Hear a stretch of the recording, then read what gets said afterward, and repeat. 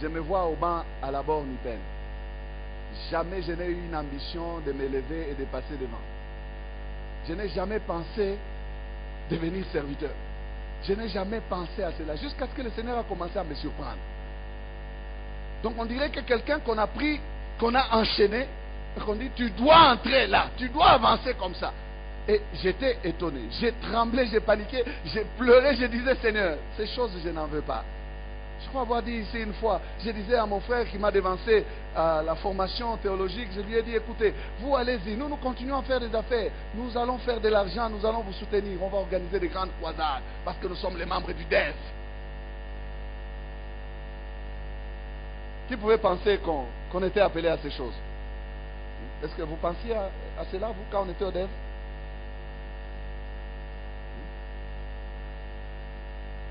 Ce ne sont pas des choses calculées, bien-aimés. Ce ne sont pas des choses rêvées pour dire, en tout cas, moi, je vais finir par, un jour, je prêcherai. Du reste, quand vous entendez un tel langage, sachez que ce n'est pas une bonne motivation. Une sœur est venue me parler, elle chante.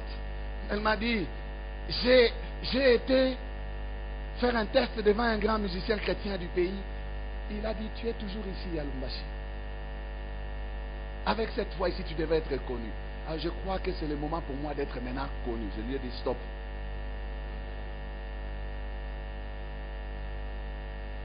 Attention à la fausse motivation.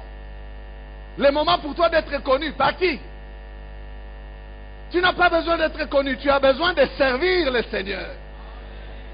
Mais si toi tu cherches à être connu, tu vas chercher des artifices, tu vas chercher à forcer des choses et tu vas te perdre. Tu vas te perdre. Paul dit, Alexandre le forgeron m'a fait beaucoup de mal. Le Seigneur lui rendra selon ses œuvres. Quelles sont ses œuvres? Il n'y a pas de détails sur ses œuvres. Mais ça doit être des œuvres contraires aux bonnes œuvres. Des œuvres de ténèbres, ce ne sont pas des œuvres de la lumière, de quelqu'un qui a l'amour, qui aime son frère. Non, il persécutait cet apôtre-là. C'est dommage que nous ayons parmi nous, bien-aimés, des faux serviteurs, des Alexandre les forgerons. Au lieu de forger les métaux, ils veulent forger les serviteurs. Les briser par leur dureté. Non!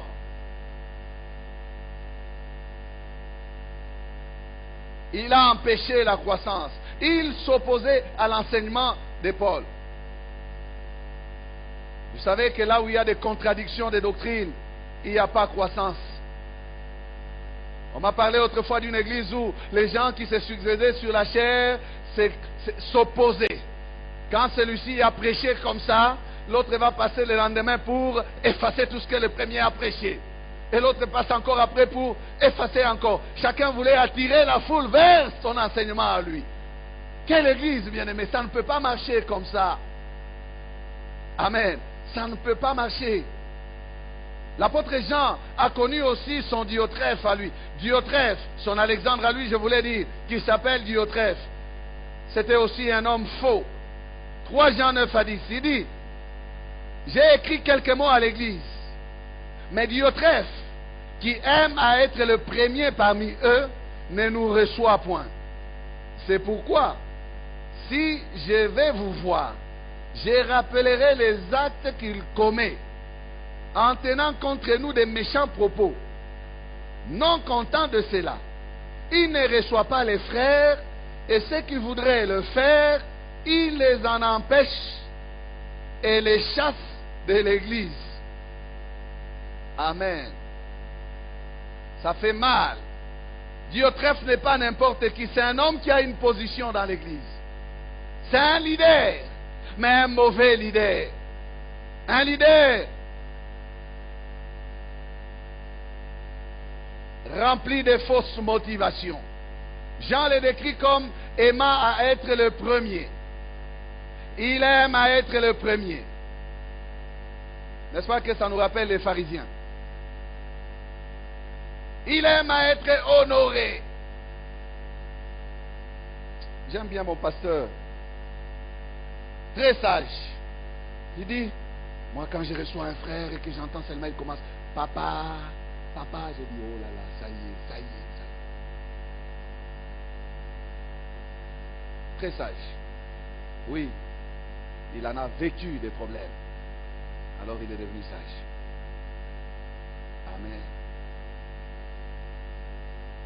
Diotrephe aime à être le premier. Il n'a pas l'amour. Il parle mal contre les gens en tenant des méchants propos. Il empêchait la croissance. Il chassait même les gens de l'église. Il empêche les frères de faire le bien. Et quand un frère veut faire le bien, il les chasse de l'église. Comment est-il devenu leader? Comment s'est-il hissé jusqu'à cette position-là? C'est par l'art du camouflage et par esprit de compétition. C'est le type de ceux qui amènent, bien-aimés, dans les matières spirituelles, dans la vie de l'église, dans les ministères, des ambitions charnelles, qui veulent à tout prix se faire un nom. Bien-aimés, nous ne cherchons pas à nous faire un nom. Nous voulons élever le nom de Jésus. Je n'ai que faire du nom d'Amani, bien-aimé. Je n'ai que faire de ce nom-là. Peu importe si on en parle ou on n'en parle pas. Je voudrais qu'on parle de Jésus. Je ne me préoccupe pas de mon image. Je ne me préoccupe pas de mon succès. Je ne cherche pas le succès, bien-aimé. Priez pour moi que jamais le succès ne me remplisse la tête. Je suis étonné de ceux qui s'étonnent de moi. Moi, je me regarde, je dis, c'est moi là. Je m'étonne de ceux qui s'étonnent de moi. Je ne voudrais pas, bien-aimé, me mettre dans cette peau-là des grands. Des grands. Je cherche quelques 2 ou 3 petits frères là qui portent ma mallette, qui m'accompagnent partout où je passe, qui me font des chemins. Moto Nanzambé.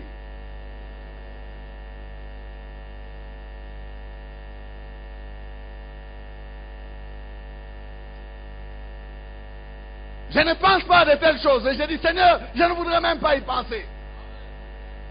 Moi, je vis comme vous. Je vis comme un frère.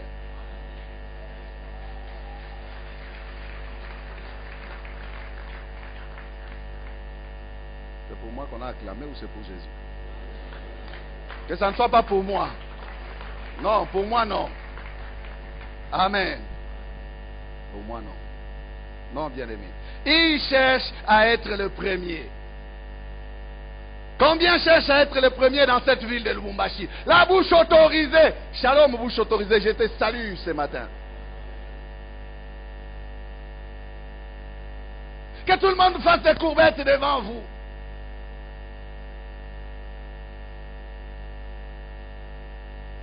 Gloire au Seigneur. Paul met en garde les anciens d'Éphèse. Écoutez, bien-aimés. Acte 20, 29 à 30. Je sais qu'il s'introduira parmi vous, après mon départ, des loups cruels qui n'épargneront pas les troupeaux. Et qu'il s'élèvera du milieu de vous des hommes qui enseigneront des choses pernicieuses pour entraîner les disciples après eux. Entraîner les disciples après Jésus, non pas après eux. C'est une fausse attitude. Entraîner les gens derrière vous. Non. Entraîner les gens derrière Jésus. Comment est-ce que des loups cruels peuvent entrer dans l'église? Il dit, des loups cruels qui n'épargneront pas le troupeau. Le troupeau, c'est vous. Et les loups, ce sont les leaders qui dévorent les troupeaux. Troupeau, est-ce que vous comprenez? Que vous êtes dévorables. Que l'on peut vous détruire. Oui, on peut vous détruire. On peut vous sucer. Vous presser jusqu'à tout vous prendre. C'est pas moi qui parle de ces choses. C'est là. Et on appelle ces hommes qui font de telles choses des loups ravisseurs. Sont-ils les dieux? Non. Des faux serviteurs. Vous allez me dire, oh non, mais pourquoi on doit prêcher comme ça? Non, vous avez besoin de la connaissance. Et nous sommes appelés, bien-aimés, à la maturité. Ces enseignements, c'est pour la croissance. Un homme mature, c'est un homme qui a la connaissance.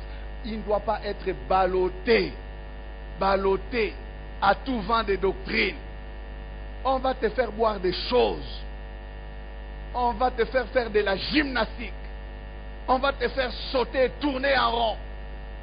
Tout simplement parce que tu es coincé. Vous savez, à cause du fait que nous sommes coincés dans ces pays, les gens croient à n'importe quoi. Parce que les gens ont besoin d'une solution. Ils ploient sous le poids des problèmes. Mais les problèmes, ce ne sont pas les hommes qui les règlent, c'est Dieu. Tourne cette fois, il va tourner cette fois. Saute 14 fois, il va sauter 14 fois. Crie 12 fois, il va crier 12 fois. Couche-toi par terre 3 fois, il va coucher par terre. Parce qu'il a besoin d'une solution. Pour lui, tant qu'il fait ces choses et que ça peut l'amener à la solution, il accepte.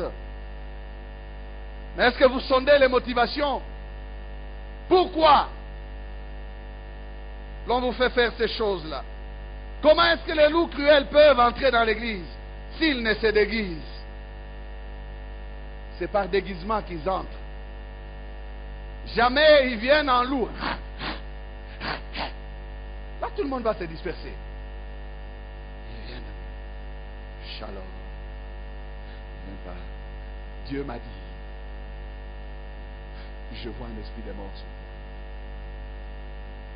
Ils viennent comme ça. Ils viennent avec des choses spirituelles. Est-ce que quelqu'un m'entend? Oui. Ils savent bien se déguiser. Et ce n'est pas Paul qui est le premier à parler de loups. Écoutez ce que Jésus a dit. Matthieu 7, verset 15. Gardez-vous des faux prophètes. Ils viennent à vous en vêtements de brebis, mais au-dedans des loups ravisseurs. Paul dit des loups cruels. Jésus avait dit des loups ravisseurs. Cruel et ravisseur, en tout cas, ça doit être des synonymes dans ce contexte. Ils n'ont que pour objectif détruire les brebis. Ils n'ont pas l'objectif de la croissance, non. Leur objectif, c'est détruire. Donc, ce sont des ennemis de la croissance. Ne pensez jamais qu'ils peuvent chercher la croissance, non. Les loups ravisseurs et non bâtisseurs. Paul dit des loups cruels qui n'épargneront pas les troupeaux, les pauvres brebis. Loups ravisseurs qui n'épargneront pas les troupeaux, qui n'épargneront pas les troupeaux, qui n'épargneront pas les troupeaux. Un faux serviteur n'est pas différent d'un mercenaire. Il travaille pour son ventre. Il travaille pour son gain. J'en ai connu aussi un mercenaire, un frère qui a travaillé avec nous. Quand on envoie l'argent, il est fort, il travaille. Quand on n'envoie pas l'argent, il ferme même l'église. Mardi, il n'est pas aux entretiens. Les gens nous appellent pour nous dire, pasteur, ici rien ne va parce que vous n'avez pas encore envoyé l'argent. Comme vous n'envoyez pas l'argent, il ne travaille pas. Est-ce qu'il travaille pour moi? C'est l'œuvre de Dieu. C'est l'œuvre de Dieu qui te bénira. Non, non. Ah, batinilate. Batinilate.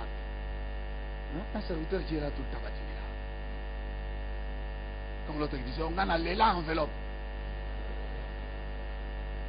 On a l'élan enveloppe. On l'élan enveloppe.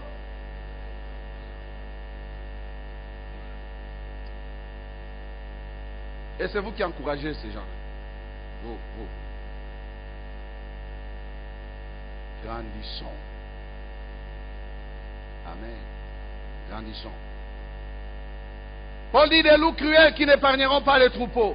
Les pauvres brebis.